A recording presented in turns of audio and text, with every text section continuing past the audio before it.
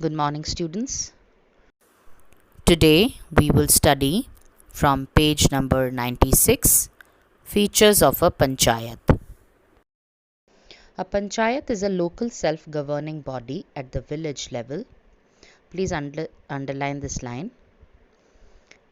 We know that Panchayat is there in the village level and municipality is there in cities and towns.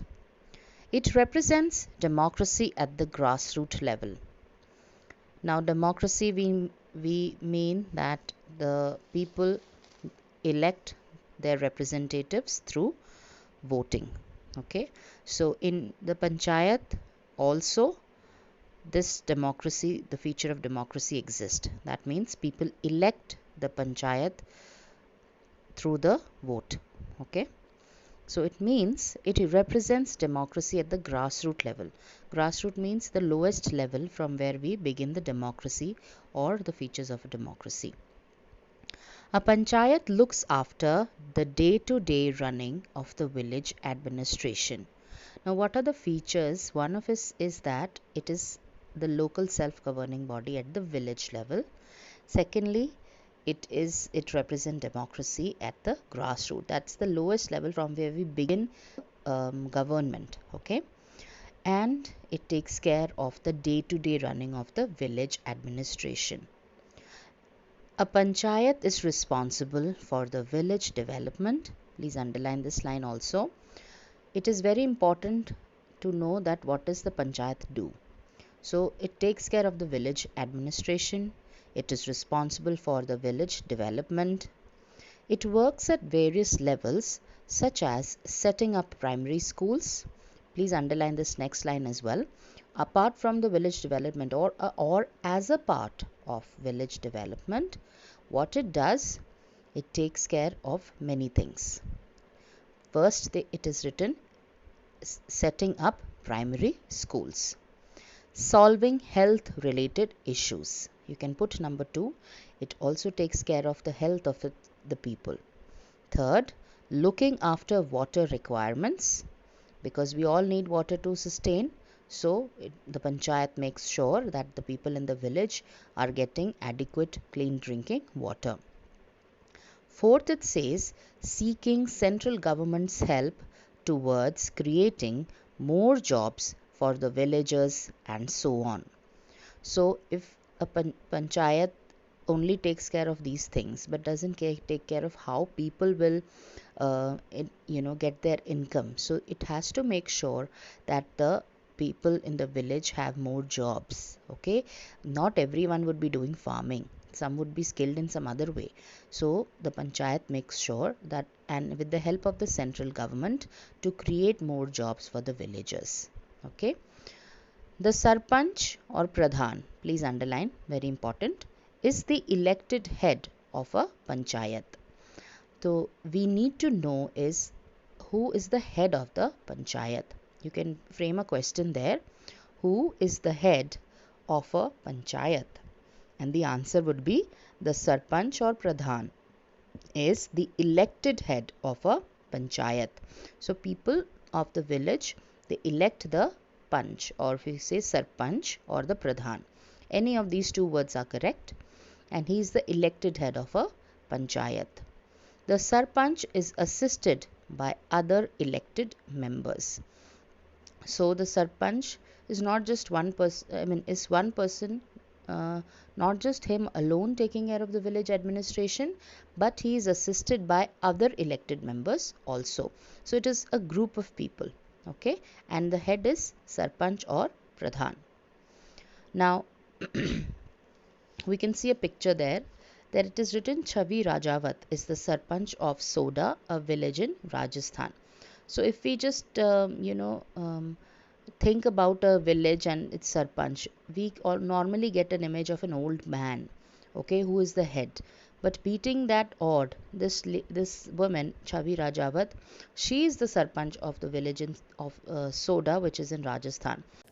She completed her post graduation and then she came back to her village and she wanted to do something for her village, and she started development works, and people liked her work, and because of that they voted her as the sarpanch. Now for the time being we are going to leave the sources of income for some time. First we will begin with the structure of Panchayati Raj system. Okay, this is going to give you the idea of how this panchayat works, and then we will come back to the sources of income. Okay, structure of Panchayati Raj system. In ancient times, villages in India settled disputes and other problems through a body called the panchayat. Now basically why was it required? Because in villages in India, small problems were not always taken up to the courts and governments or the higher authorities. It was the people amongst themselves, they sorted out the issues, and they had this body called panchayat where they used to take the problems and get it resolved. The word panchayat means, underline this line, assembly of 5 elders or panchas. Please underline, panchayat means assembly of 5 elders or panchas. So basically if we understand in Hindi, panch means 5 and panchayat means assembly of 5 elders. You can also put one question there. What does panchayat mean? What does panchayat mean? The answer will be panchayat means assembly of 5 elders or panchas. When the British ruled our country, they appointed their own officials to look after the affairs of the people.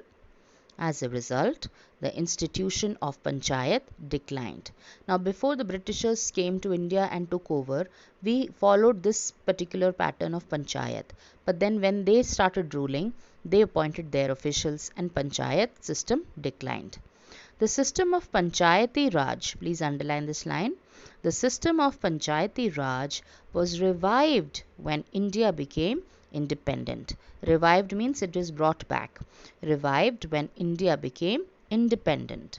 Okay, so when British rule was ended, again we revived the system of Panchayat. Panchayati Raj is a 3-tier system. Please underline this line also, very important. There are 3 structures of it. Okay, 3-tier system. It works at 3 levels. So we broadly know that panchayat is, or Panchayati Raj if we call it, it works at the village level, and municipality works at the cities and towns. So Panchayati Raj itself has 3 different levels. Okay, first one is the Gram Panchayat at the village level. So you can see in that figure in page 96, Panchayati Raj system, 3 levels you can see. First, the lowest one begins as Gram Panchayat. Okay, it works at the village level. Then the Block Samiti, which works at the block level, a little higher to that. Okay, and the Zilla Parishad at the district level. Okay, so in a state you have different districts, and under different districts there are different blocks, and under each block there are different villages. So the lowest level is the village level. Okay, so Gram Panchayat is the lowest level.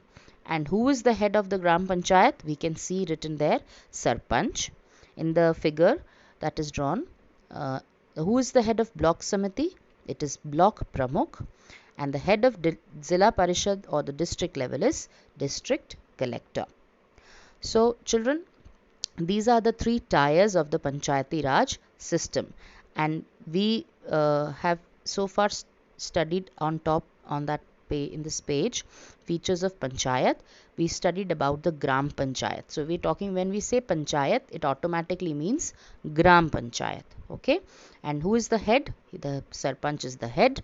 And what does a panchayat do? It's a local self-governing body at the village level, and it takes care of the day-to-day running of the village administration.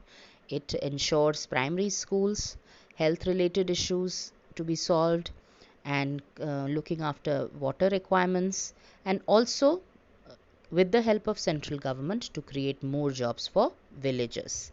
We should now study that What are the sources of income of Gram Panchayat? So we come back to the top block there on page 96, next to that image of Chhavi Rajawat. Sources of income for Gram Panchayat.